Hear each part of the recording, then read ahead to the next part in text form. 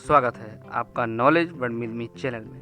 दोस्तों, मेरा नाम है रूप कुमार पांडे और आज हम देखेंगे विंड एनर्जी के बारे में। दोस्तों, विंड एनर्जी कोई नई चीज़ नहीं है, आप सभी इसके बारे में जानते हो और बरसों से इसका इस्तेमाल भी हम करते चले आ रहे हैं।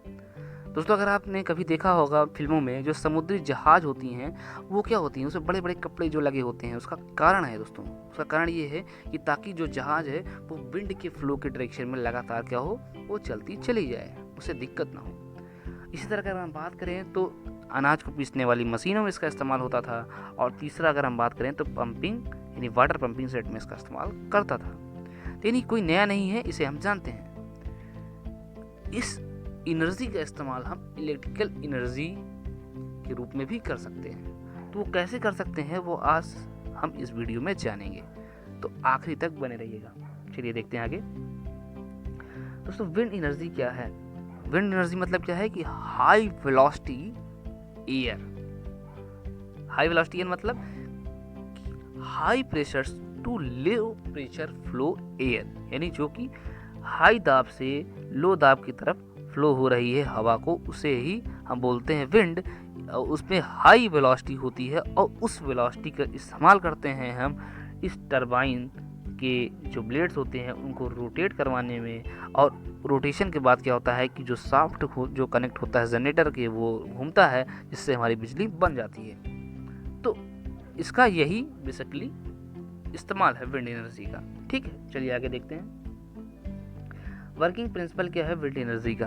तो बेसिकली दोस्तों, इसमें होता क्या है कि जो नेचर होता है वो कभी भी टेम्परेचर में बदलाव को बर्दाश्त नहीं करता। यानी बार बार अगर टेम्परेचर में कम ज़्यादा हो रहे हैं तो वो उसे बैलेंस करने का प्रयास करता है।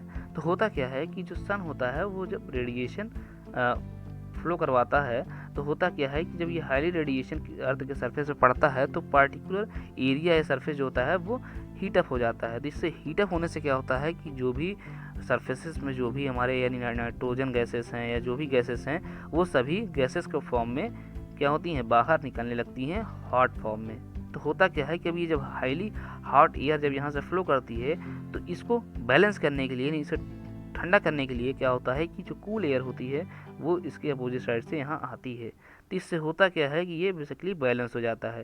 तो यानी यही जो ये हमारा हाई प्रेशर से जो लो प्रेशर की तरफ जो एयर फ्लो हो रही है इसे हम बोलते हैं विंड। इसी विंड का इस्तेमाल हम करते हैं विंड के ब्लेड्स को घुमाने के लिए, जिसके द्वारा इलेक्ट्रिसिटी हम प्रोड्यूस करते हैं। चलिए आगे देखते हैं।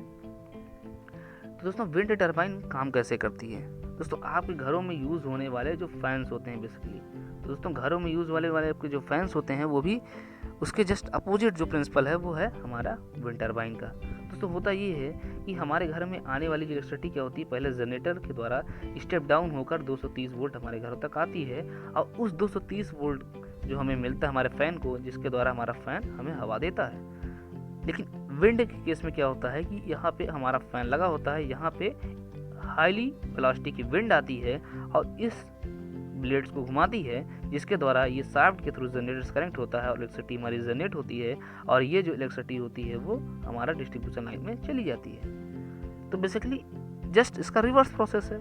ठीक है, तो वर्किंग क्या है इनके पावर प्लांट्स की, ये हम जानते हैं ये। ठीक है, देखिए दोस्तों, होता क्या है कि इस छोटे वाले डायग्राम जो है मैं बड़े डायग्राम से आपको समझाने का प्रयास करता हूँ। तो होता क्या है कि जब हाई वेलोसिटी की जो विंड होती है वो इस ब्लेड पे टकराती है, तो यानी एक ही साइड से टकराती नहीं है, यानी अपवर्ड साइड से भी टकराती है और डाउनवर्ड साइड से भी टकराती है। तो होता क्या है कि लिफ्ट फोर्स जनरेट होता है, जिसके द्वारा ये घूमना चालू कर देती हैं ब्लेड्स। ठीक है, तो जब ब्लेड्स घूमती हैं तो होता क्या है कि यहाँ बेसिकली ये ब्लेड्स हम्प से कनेक्ट होती हैं और ये हम्प जो होता है वो डायरेक्टली माउंट होता है किससे, शाफ्ट से।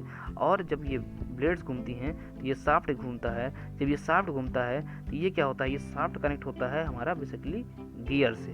दोस्तों, गियर क्यों लगाते हैं? चाहते तो हम शाफ्ट को डायरेक्ट जनरेटर से भी कनेक्ट कर सकते हैं, लेकिन दिक्कत ये है कि जो स्पीड है वो कभी भी इतनी फास्ट इसकी मिलती नहीं थी, स्लो भी होती है ब्लेड्स की। तो अब चूँकि हमें जनरेटर को ज़्यादा हमें आउटपुट चाहिए, इसलिए करते क्या है कि हम गियर लगा देते हैं, जिससे इस शाफ्ट की जो स्पीड है वो बढ़ जाए और हमारा तेज़ी से मैग्नेटिक फील्ड सेटअप हो और कट करे, ताकि हमारा ईएमएफ ज़्यादा जनरेट हो। तो दोस्तों होता क्या है कि जब अब वो इलेक्ट्रिसिटी जब मिल जाती है तो ये वोल्टेज जाता है हमारा किस पे, ट्रांसफार्मर के पास, और ट्रांसफार्मर इसको स्टेप अप करके नेशनल ग्रिड को भेज देता है। और ये नेशनल ग्रिड क्या करता है कि बेसिकली हमारे डिस्ट्रीब्यूशन ट्रांसफार्मर में सप्लाई को भेजता है और घरों में बांट देता है, यानी जहाँ इसका इस्तेमाल होते हैं हम कर लेते हैं। ठीक है, तो आगे देखते हैं टाइप्स कितने टाइप्स के विंड टर्बाइंस होती है। बेसिकली देखिए मेनली 2 होती हैं, पहला है हॉरिजॉन्टल एक्सिस टर्बाइन, दूसरा है वर्टिकल एक्सिस टर्बाइन। दोस्तों अगर हम बात करें तो हॉरिजॉन्टल एक्सिस आप टर्बाइन आपको बेसिकली अधिकतर देखने को मिल जाएगी।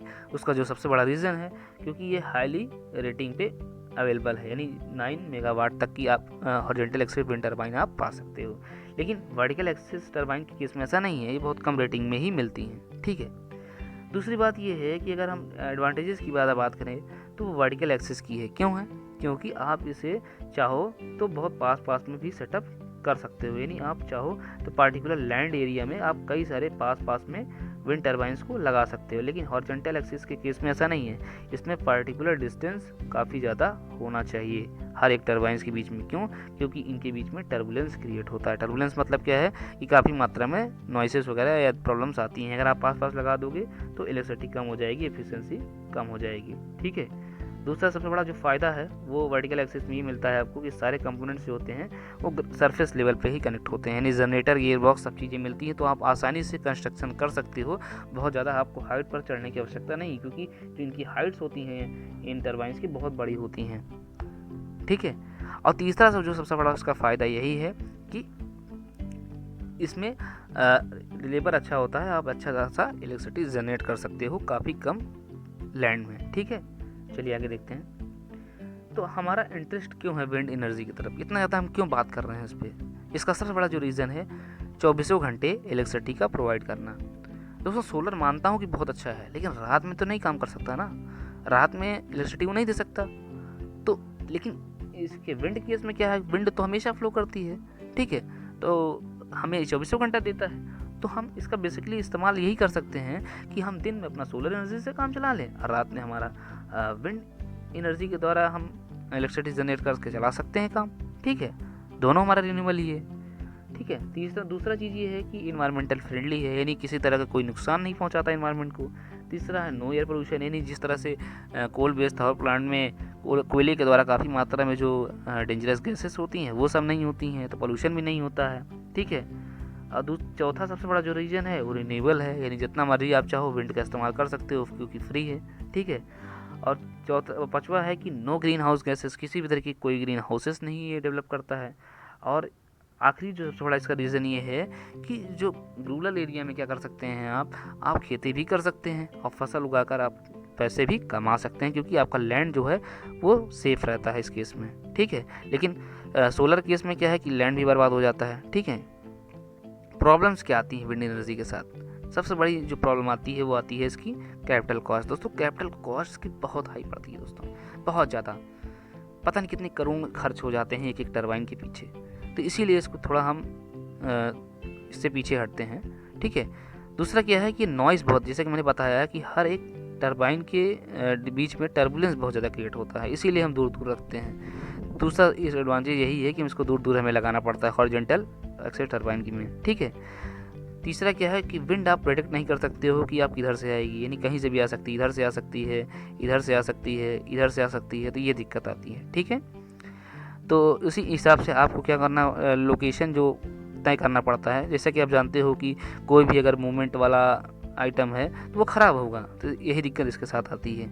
चौथा क्या है कि विंड एनर्जी जो होती है वो एरिया पे भी डिपेंड करती है, यानी आप किस एरिया पे लगा रहे हो, आपको पहले वहाँ जाके 5, 6, 7, 10 साल देखना पड़ेगा कि हाँ वहाँ पे प्रॉपर विंड हमें मिल रही है नहीं मिल रही, तो हमें रिसर्च काफ़ी करना पड़ता है। ठीक है, और ये एरिया बहुत ज़्यादा घेरता है। ठीक है, ये दिक्कत आती है, यानी जैसे कि मैंने बताया ना कि काफ़ी दूरी में हॉरिजॉन्टल एक्सिस टरबाइन लगती हैं तो बहुत ज़्यादा एरिया बर्बाद हो जाता है। ठीक है,